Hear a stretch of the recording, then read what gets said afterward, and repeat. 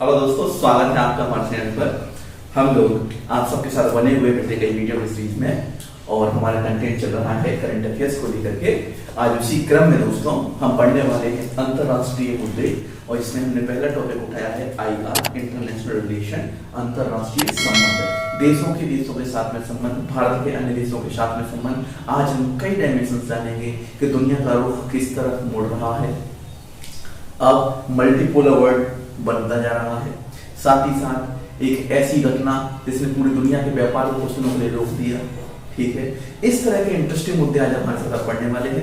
देखिए, अगर तैयारी आप कर रहे हैं कॉम्पिटिटिव एग्जाम की, बहुत बढ़िया है, आपको ये सब चीजें जाननी चाहिए। हम बुक को लेकर के चल रहे हैं, परीक्षा मंथन को। ठीक है, यदि आप नहीं भी कर रहे हैं तो कुछ चीजों की जानकारी आपको होनी चाहिए एज ए नागरिक। उन्हीं चीजों में से ये है अंतरराष्ट्रीय घटनाएं कि दुनिया में चल क्या रहा है। एग्जामिनर वही पूछता है जो एक आम आदमी को पता होना चाहिए। आपसे कुछ अधिक उम्मीद की जाती है कि आपको पता तो हो, लेकिन विशेषज्ञता के साथ में।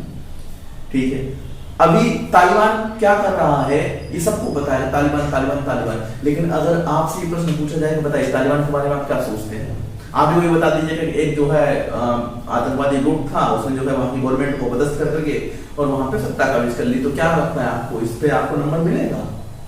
नहीं। ठीक है, तो आपसे तो विशेषज्ञता की बात की जाती है क्योंकि आप पढ़ रहे हैं उस क्षेत्र में। इस तरह से सारे मुद्दे कहीं ना कहीं आपने सुन रखे होंगे, जब पेपर से जुड़े रहते हैं। तो आज हम कुछ उसी विशेषज्ञता की बात करेंगे, मुख्य आधार पर इसका नाम परीक्षा मंथन। चलिए शुरू करते हैं बिना देर करते हुए। जिसकी बात बुक है, फटाफट अपनी बुक खोल के बैठ जाओ, अन्यथा नोट्स बनाते जाओ साथ ही साथ में। मेरी कोशिश रहती है उस कंटेंट को इजी से इजीएस्ट फॉर्म में आपके सामने पेश कर देना, उसको याद रखने की जिम्मेदारी आपकी है। चलिए शुरू करते हैं। सबसे पहला दोस्तों जो मसला है वो है दुनिया का बदलता हुआ समीकरण। और सर ये क्या मसला है, दुनिया का समीकरण कैसे बदल रहा है दोस्तों? ये देखो, चीन और रूस पास आ रहे हैं। ये कतरा में गिरूं ऐसा कुछ नहीं है। ठीक है, चीन और रूस पास आ रहे हैं, दोनों अपने सामने संबंधों को लेकर के। देखो, ये कैसे कह सकते हैं कि चीन और रूस पास आ रहे हैं दोस्तों?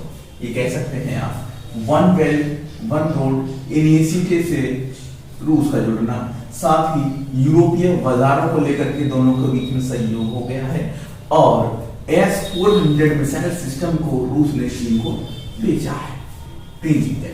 अच्छा, यहाँ पे कुछ हिस्टोरिकल बैकग्राउंड के साथ में आपको चीजें क्लियर कर दूं ताकि आपको चीजें बेहतर समझ में आ जाए। IR का सबसे बड़ा रोल जो होता है वो मेंस के एग्जाम्स में होता है। पीटी के एग्जाम्स प्रश्न यहाँ समझ सकते हैं, हमने बता दिए। जैसे S-400 के बारे में बात करेगा, वन वर्ल्ड इनिशिएटिव के बारे में बात करेगा, यूरोपीय बाजार के बारे में बात करेगा। देखिए, रूस और यूएसए पुराने एंटी रहे हैं, एक दूसरे को प्रतिद्वंदी रहे हैं। दुश्मन कहना कम उचित रहेगा क्योंकि कभी आमने सामने आकर लड़े नहीं। शीत युद्ध सालों तक चलता रहा, शीत युद्ध की समाप्ति भी हो गई, लेकिन जैसे ही यूएसएसआर का गठन जो है टूट गया यूएसएसआर, तो शीत युद्ध समाप्त हो गया यूएसए और रूस के बीच में। ठीक है, इन दोनों के बीच में प्रतिद्वंदिता चलती रही, कंपटीशन चलता रहा। अब एक नया कॉम्पिटिटर उभर के आया, वो है चाइना। चाइना इस समय इंटरनेशनल मार्केट पर छाया हुआ है।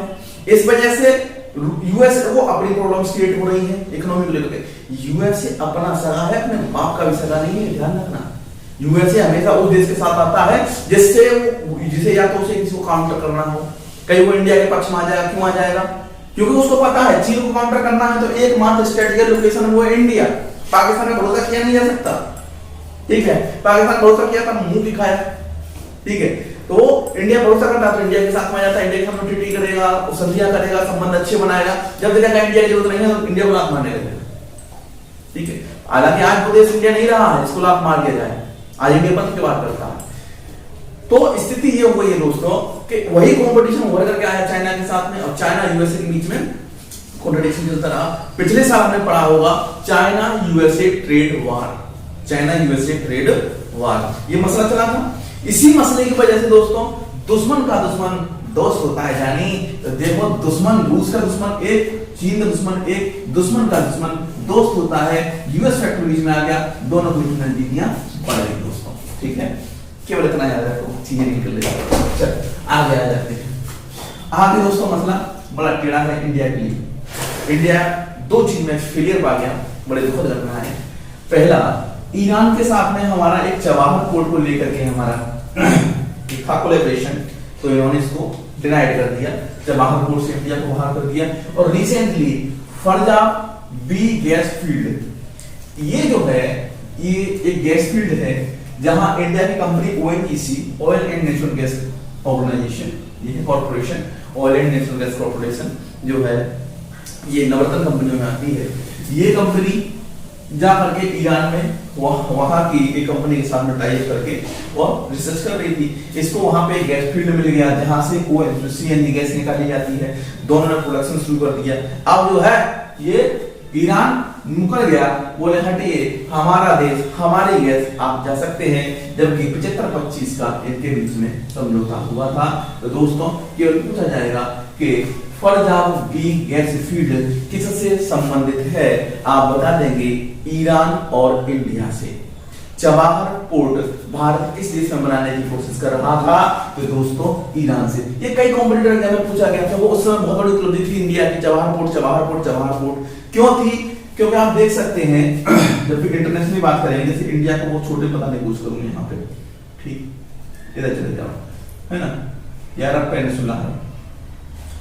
तो जैसे इंडिया के इस हिस्से में आएंगे, ये गुजरात के पास जैसे कट गया, इधर आ जाओ, तो यहाँ पे ग्वेदर में चाइना एक पोर्ट डेवलप कर रहा था, ग्वेदर पोर्ट, पाकिस्तान के साथ मिलकर। उसका टारगेट था इंडिया को काउंटर करना, तो यहाँ से इंडिया को काउंटर कर देंगे। अगर इंडिया के साथ कभी युद्ध होता है तो इंडिया के सप्लाई चेन को हम काट देंगे।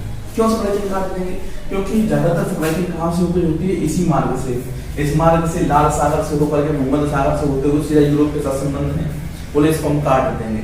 लेकिन इंडिया ने इसको काउंटर करने के लिए ईरान के साथ में यहाँ पर चबाहर पोर्ट डेवलप करने की कोशिश की थी दोस्तों। काफी अच्छा इनिशिएटिव था, लेकिन मामले बदल गए।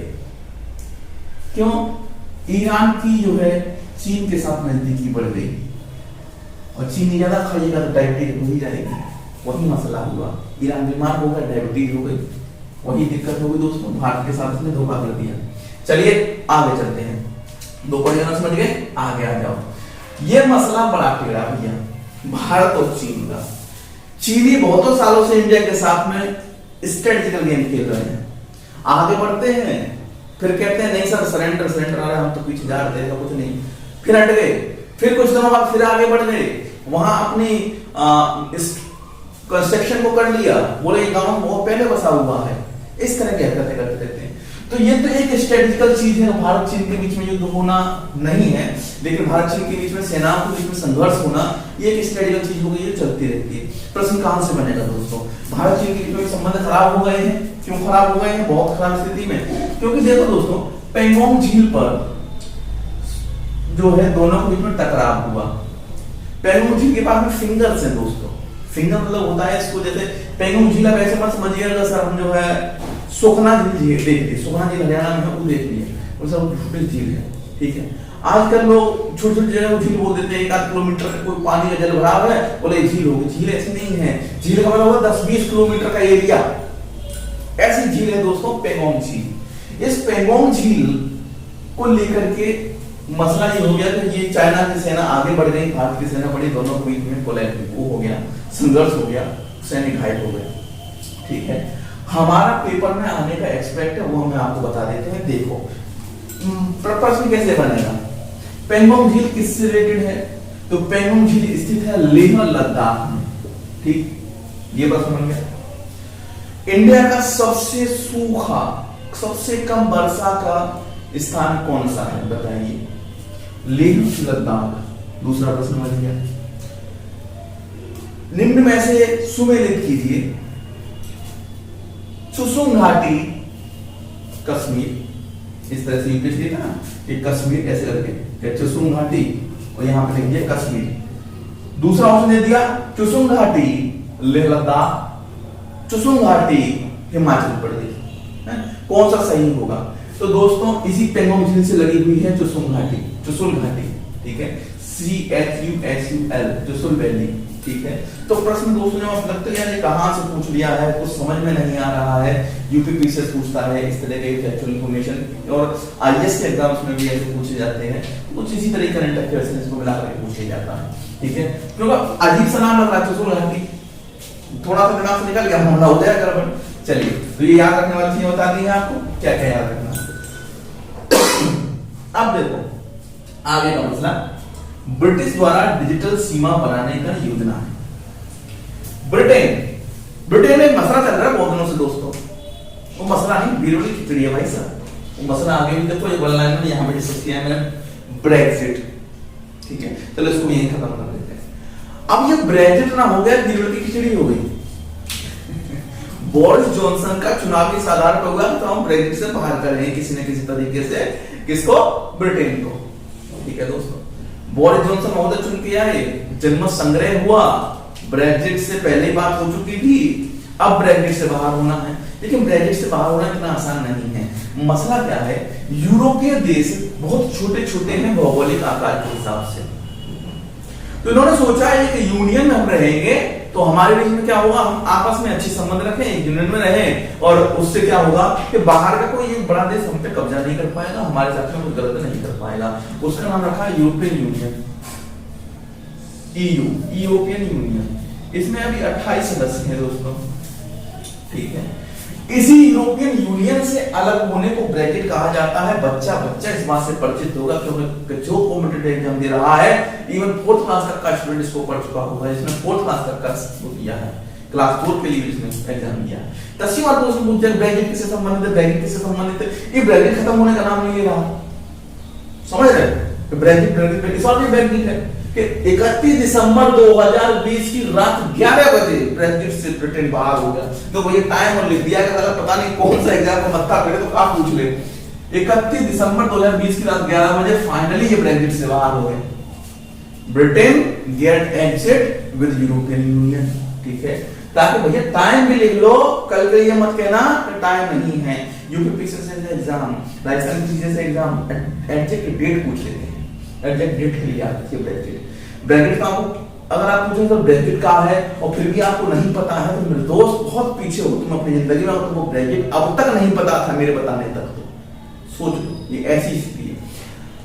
अब ये ब्रेक्सिट से अलग हो गया, इनके बीच में समझौता था दोस्तों यूरोपियन यूनियन के बीच में, देखो हम आपस में एक दूसरे की सीमा में आ जा सकते हैं अपनी अपने वैलिड आइडेंटिटी के साथ में। ठीक है, कोई बॉर्डर नहीं होगा ऐसा हार्ड एंड फास्ट जिससे कि दिक्कत खड़ी हो आने जाने, जैसे कि इंडिया पाकिस्तान के बीच में कोई आप आसानी से आ जा नहीं सकते हैं।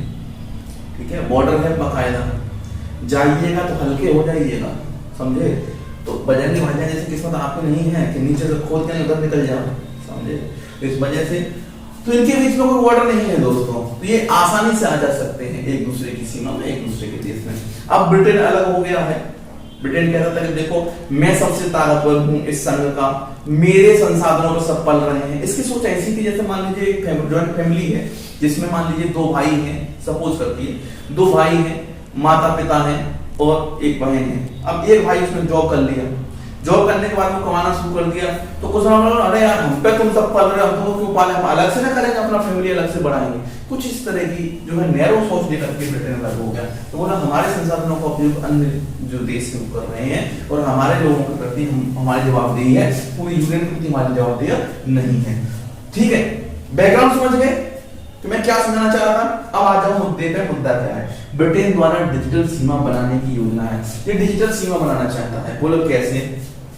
वीजा और इमिग्रेशन रिफॉर्म लाएगा और क्या करेगा कि दोस्तों इलेक्ट्रिकल ट्रेवल ऑथराइजेशन की जो फैसिलिटी होगी, आप अगर आएंगे इस केस में तो आपको इलेक्ट्रिकल ट्रेवल ऑथराइजेशन करवाना होगा, वीजा आपका लगेगा, आप पासपोर्ट से ऑथराइजेशन कराएंगे तभी आप मान होंगे। पहले क्या था, आप आसानी से आ जा सकते थे, जैसे हम इंडिया का पासपोर्ट लेकर के नेपाल में जा सकते हैं, हम वीजा की आवश्यकता नहीं है, हमारे उसके साथ में अच्छे संबंध है। लेकिन क्या हम केवल पासपोर्ट लेकर के पाकिस्तान जा सकते हैं? नहीं, पाकिस्तान वीजा देता है। ये स्थिति समझ गए दोस्तों। अब देखो करंट अफेयर के साथ जुड़े लोगों को तो बहुत सारी चीजें मिलेंगी, जब करंट अफेयर नहीं मतलब पढ़ने के क्रम में। अब देखो एक एग्जांपल आपको देता हूं, ये है इमिग्रेशन। इमिग्रेशन मतलब क्या होता है? बाहर से आने वाले लोग। अभी एग्जाम हुआ था ईपीएफओ, ईपीएफओ याद है? यूपीएससी कराती है ईपीएफओ। कितने लोगों ने याद है ईपीएफओ एग्जाम हुआ था? अब ईपीएफओ एग्जाम्स में दोस्तों पूछ लिया गया इंग्लिश के पेपर में कि फाइंड आउट द ऑब्जेक्टिव, अब मतलब अपोजिट वर्ड। अब अपोजिट वर्ड ढूंढना था इमिग्रेशन का। अब इमिग्रेट मतलब बाहर से आने वाला, तो बाहर से आने वाले का कुछ क्या होगा? स्थानीय है, रीजनल, यही था उसका।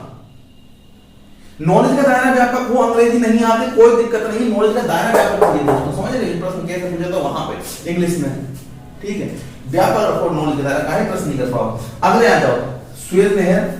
अरे सुएज नहर को देखो, सुएज नहर तुम्हें पता है?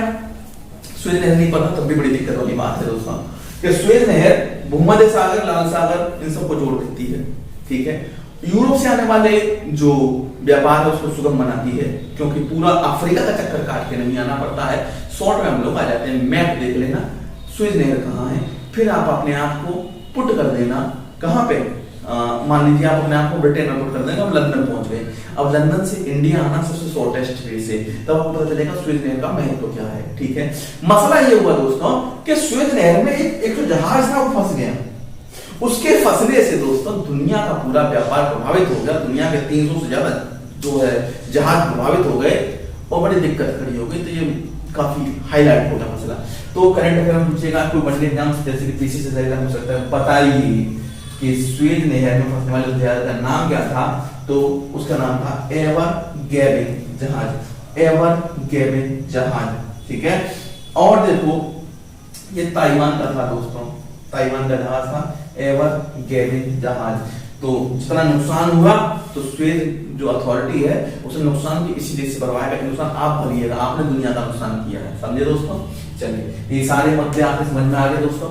एक दो मुद्दे और देख लेते हैं। देखो हम इंटरनेशनल रिलेशन जरूर पढ़ रहे हैं, आईआर पढ़ रहे हैं, अंतरराष्ट्रीय मुद्दों में, करंट अफेयर में, लेकिन सब जगह भारत को मध्य में रख के पढ़ रहे हैं, भारत के मध्य नजर पढ़ रहे हैं दोस्तों। भारत का मध्य नजर हमने पढ़ा, सबसे पहले ये चीन और रूस, भारत के लिए क्या खतरा है, ये देखो मेंस का पर्सपेक्टिव है, भारत के लिए क्या खतरा है, लेकिन सब जगह याद रखो जब भारत जुड़ा हो वहीं पढ़े ज्यादा अच्छी है, ठीक है। ईरान भारत, भारत चीन, ब्रिटेन। अब आ जाओ भारत बांग्लादेश, सबसे प्यारा पड़ोसी बांग्लादेश उसके साथ में है। तो हमने कुछ अभी इंडिया के पीएम साहब ने विजिट किया बांग्लादेश में, ठीक है, बांग्लादेश में विजिट किया, कुछ समझौते हुए हमारे बीच में, तो समझौते पूछे जाएंगे, उन समझौतों को ध्यान से देखना। सबसे पहले रूपपुर परमाणु पावर प्लांट बिजली बनाने के लिए दोस्तों, ये कहां स्थित है दोस्तों? बांग्लादेश में, रूपपुर परमाणु पावर प्लांट। इसमें भारत सहयोग देगा, ठीक है, पहला समझौता। दूसरा आ जाओ दोस्तों, ढाका कहां है? बांग्लादेश की राजधानी ढाका। और न्यू जलपाईगुड़ी कहां है? वेस्ट बंगाल। इन दोनों के बीच में एक नई ट्रेन शुरू होगी जिसका नाम है नई मिताली एक्सप्रेस। पहले मिताली एक्सप्रेस चलती थी, अब चल कर दिया है new Mitali Express. Got it? Mitali का मतलब क्या है? मित्रता, मित्रता से बना है मिताली, मित्रता करने वाली मिताली, समझ रहे हो? मिताली एक्सप्रेस बनेगी दोस्तों। ये ढाका से न्यू जलपाईगुड़ी तक चलेगी, वेस्ट बंगाल में न्यू जलपाईगुड़ी है। यहां तक दोनों समझौते क्लियर हो गए दोनों देशों की। तीसरा देखो, दोनों ने अपने शहीदों के लिए जो कमांडली किसी ऑपरेशन में शहीद हुए उनके लिए एक स्मारक बनवाएंगे। Who is the founder of Bangladesh? Mister Sheikh Mujibur Rahman, founder of Bangladesh, ठीक है। मुजीबुर रहमान जी की जन्म शताब्दी वर्ष आने वाली है, इसके उपलक्ष्य में इंडिया ने मानक सिक्के भी दिए हैं। तो मुजीबुर रहमान की जन्म शताब्दी वर्ष आने वाली है, पूछ सकते हैं who is the founder of Bangladesh. समझ गए दोस्तों, इतनी चीजों पर हमारी जो है बात होनी है, ठीक है।